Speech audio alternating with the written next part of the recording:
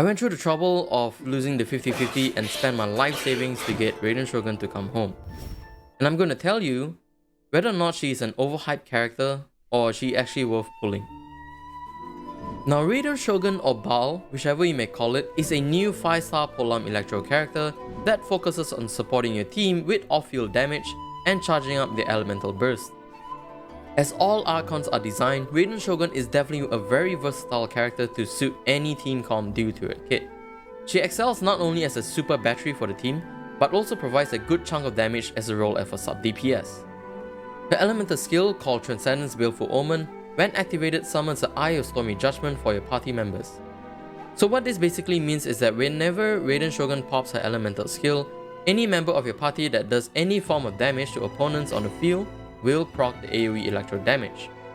This does not necessarily mean that the damaging character needs to be on the field, so things such as Fischl's Bird, Venti's ult, Ganyu's ult, Ayaka's ult will also be able to proc Raiden Shogun's skill.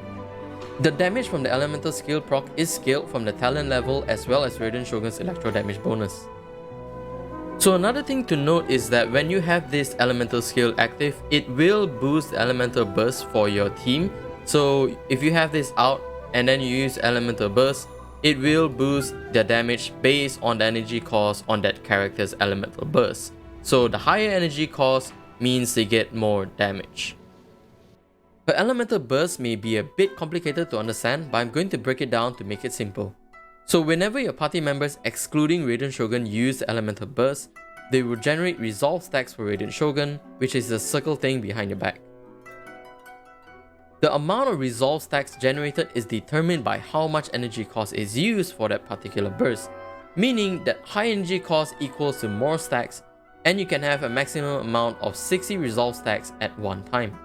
When Raiden Shogun uses her burst, she will consume all resolve stacks, pulling out a sword to deal massive initial damage and enter a buff state for 7 seconds called the Muso Ishin. So during this buff state, all damage that Raiden Shogun deals will be based off elemental burst damage. Her attacks will be infused in Electro, and the damage may vary depending on how many resolve stacks she has consumed. Raiden Shogun is also able to generate energy particles for team members every time she attacks an enemy. This could happen every 1 second, and it can happen 5 times throughout the duration of the elemental burst. During Raiden Shogun's elemental burst, she gains resistance to interruptions and is immune to electro charge reaction damage. Since her attacks are infused in Electro, other element infused buffs would not affect her, such as Chongyun's E and Bandit's ult. However, elemental bursts such as Xingqiu's Rain Swords and Beidou's Stormbreaker can still be triggered when attacking with Secret Art Muso Shinsetsu. So one thing to take note is that whenever you use Beidou's burst and Raiden Shogun's burst, you are unable to chain link enemies with electro damage. It is unconfirmed whether this is a bug or fix for MiHoYo, so it is something to keep in mind. Typically in any team comp setup, you always have your main DPS, your support character who's also able to play the role as a sub DPS, and a character that can heal or shield. And in many of these team comps, you normally rely on your main DPS to use elemental burst to clear enemies, and whenever the burst is over, there's a certain downtime when the main DPS is online again. This is a very great example of Eula. When she first came out, the damage from elemental burst is thick, but due to the lack of consistent energy recharge, her team comp struggles during her downtime because you're always dealing damage with your Fischl and you're mostly running around getting back energy particles for Eula. Raiden Shogun solved this issue by recharging the party member's energy with her elemental burst, which I will explain more later in the character Synergies. So as you ascend Raiden Shogun, you will notice that she will gain a lot of useful passive talents. The first one being that whenever nearby party members gain elemental orbs or particles, Chaka Desiderata gains 2 resolve stacks, which can occur every 3 seconds. So now you don't really need to rely on other characters' elemental burst to gain the resolve stacks. You can also get it from the passive talents here. And as you unlock the second passive talent, for each 1% of energy recharge above 100%, Raiden Shogun will possess greater energy restoration for Muso Ishin and electro damage bonus. Now her best in-slot weapon of course is the Engulfing Lightning, but because I suffer from a syndrome called lack of money, I'll just have to use her second and third best weapons. The Skyward Spine is one of the best weapons if you do not have the Engulfing Lightning. In terms of the stats, it is quite similar and the passive for it is not bad too. The Catch, which is a new 4-star polearm weapon that came on this patch, is also pretty good on her, but it's just that you need to grind a lot. Like you have to fish a lot of fishes to get the weapon for her.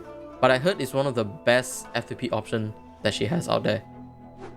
And there's a lot of speculation saying that the Catch actually out damages the Skyward Spine, but I also suffer from another syndrome called adulthood, so I still have not gotten my Catch yet.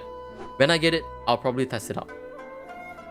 If you do not have all the 3 weapons that I mentioned, the prototype Star Glitter is also okay, I guess, because it runs an ER stat and is craftable, but unless you have a lot of polearm prototypes, I wouldn't consider crafting this weapon. I would consider the Catch actually better than the prototype Star Glitter. So I'm not saying other weapons for her are bad, it's just that crit rate and crit damage is also good for her. So if you're running her as a DPS, Staff of Foma or Primeval Jade Spear is also good. If you want to run Deathmatch, is also good. But the reason why I'm going for Energy Recharge Focus is because I play her as a sub DPS / support. So I feel the Energy Recharge fits her better. But if you want to use something else to fit her crit rate, crit damage ratio, you can go for it. And obviously the best artifact set to run on her is the 4-piece Emblem of Severed Fate. Emblem of Severed Fate. But since Inazuma came out about a month ago, RNG hates us and normally we don't have good pieces. So what I can recommend is you run 2 pieces of Severed Fate and 2 pieces Noblesse, because Noblesse boosts up your elemental burst damage and the elemental burst scales with elemental burst damage. So Noblesse Oblige wouldn't be a bad idea.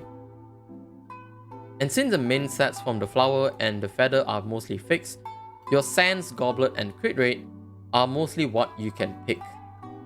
Yeah, obviously, dumbass. You generally want to run an Energy Recharge Sands, attack percent Goblet, and a crit rate or crit damage circlet.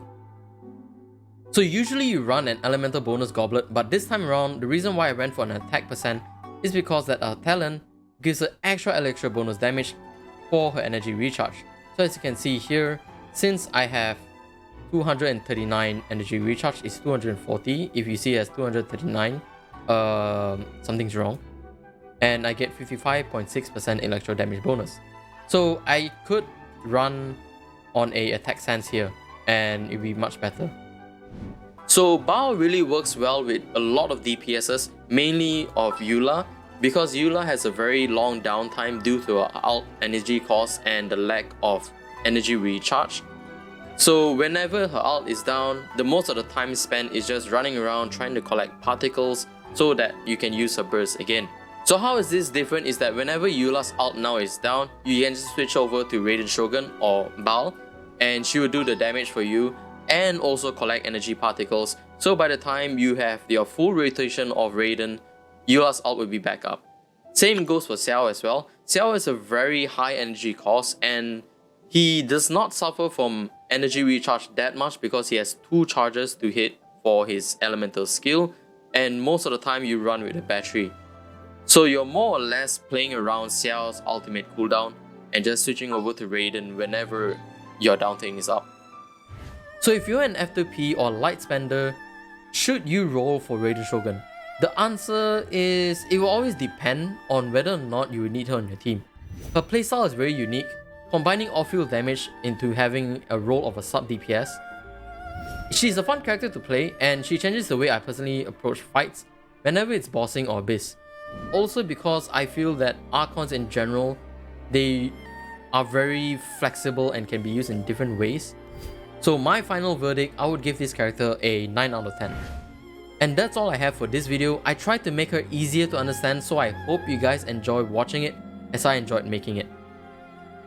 And as always, don't forget to leave a comment if you have questions. I might be doing a review on Aloy as soon as I get my hands on her, but until then, stay tuned. Bye!